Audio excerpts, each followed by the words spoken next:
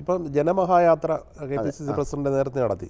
അന്നേരം അതിനിടയിൽ ഇടയ്ക്ക് വന്ന ഒരു വിമർശനം എന്ന് പറഞ്ഞാൽ ഫണ്ട് പിരിവ്, അതായത് ചില ഘടകങ്ങൾ വിചാരിച്ചത്ര ഫണ്ട് പിരിച്ചു കൊടുത്തില്ല, അതുകൊണ്ട് അവരെ പിരിച്ചുവിട്ടു, അങ്ങനെയൊക്കെയുള്ള സംഭവങ്ങളുണ്ട്. കോൺഗ്രസിന് അത്രയും വലിയൊരു ഫണ്ട് ദൗർലഭ്യം ഉണ്ടോ? അല്ല, ഞാൻ പറയാം, അത് പാർട്ടി ആവശ്യപ്പെട്ട ഫണ്ട് പിരിച്ചു നൽകാത്ത കമ്മിറ്റികളെ എല്ലാ കാലത്തും പിരിച്ചു വിട്ടിട്ടുണ്ട്. ഞാൻ പിരിച്ചു വിട്ടിട്ടുണ്ടല്ലോ.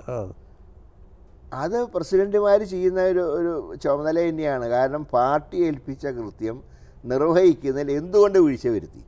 ചില കമ്മിറ്റികൾ പറയും ഞങ്ങൾക്ക് പ്രയാസമുണ്ട്, ചിലപ്പോൾ അവിടെ എന്തെങ്കിലും പ്രാദേശികമായിട്ടുള്ള ഇഷ്യൂ ഉണ്ടാവും, ചില സ്ഥലത്ത് പിരിക്കാൻ പ്രയാസം, ചില പാർട്ടി ഗ്രാമങ്ങൾ, ഇപ്പോൾ കണ്ണൂർ ജില്ലയിലെ ചില പാർട്ടി ഗ്രാമങ്ങൾ പിരിക്കാൻ പറ്റില്ല, അതിൻ്റെ അകത്ത് കയറാൻ പറ്റില്ല, അങ്ങനെയുള്ള സ്ഥലത്തൊക്കെ എക്സംഷൻ കൊടുക്കാറുണ്ട്.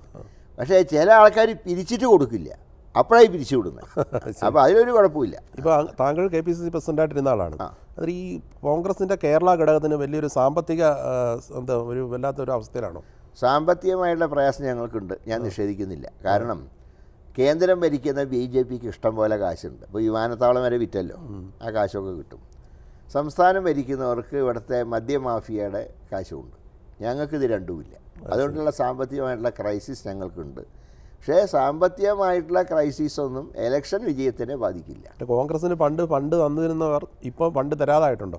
അല്ല, ഫണ്ട് തന്നവരെന്ന് പറയുന്നത് മുമ്പ് തന്നവർ ഇപ്പോൾ അധികാരമൊന്നും ഇല്ലല്ലോ, ഇനി എന്തിനാ കൊടുക്കുന്നുള്ള ധാരണയുണ്ട്. പക്ഷേ 3 സ്റ്റേറ്റിലത്തെയൊക്കെ ഇലക്ഷൻ റിസൾട്ട് വന്നപ്പോൾ കോൺഗ്രസ് തന്നെ ഡൽഹിയിൽ വരും എന്നുള്ളത് കൊണ്ട് ചിലർ അങ്ങനെ ഇപ്പോൾ അത്ര കാര്യമായിട്ടുള്ള വിമുഖത കാണിക്കുന്നില്ല. പക്ഷേ ഞങ്ങളുടെ സോഴ്സ് എന്ന് പറയുന്നത് ഈ ഫണ്ട് കളക്ഷനാണ്. അത് ഞങ്ങൾ ഉദ്ദേശിച്ച പോലെ തന്നെ ജനം തന്ന് സഹായിച്ചിട്ടുണ്ട്. ഇപ്പോൾ ഇന്നലെ തന്നെ കണ്ടല്ലോ, മറ്റേ 2 ചെറുപ്പക്കാരെ കൃപേഷിനെയും ശരത്ലാലിൻ്റെയും കുടുംബത്തിന് വേണ്ടി ഫണ്ട് പിരിച്ചപ്പോൾ ഇന്നലെ ഒരു ദിവസം കൊണ്ട് തന്നെ ഏതാണ്ട് 61 ലക്ഷം രൂപ പിരിഞ്ഞു കിട്ടി.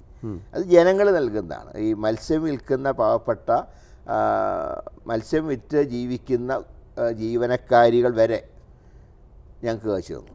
ശരി. അപ്പോൾ അതുകൊണ്ട് സാധാരണക്കാരുടെ പണം ഞങ്ങൾക്ക് ഒരു കരുത്ത് തന്നെയാണ്, സംശയമില്ല.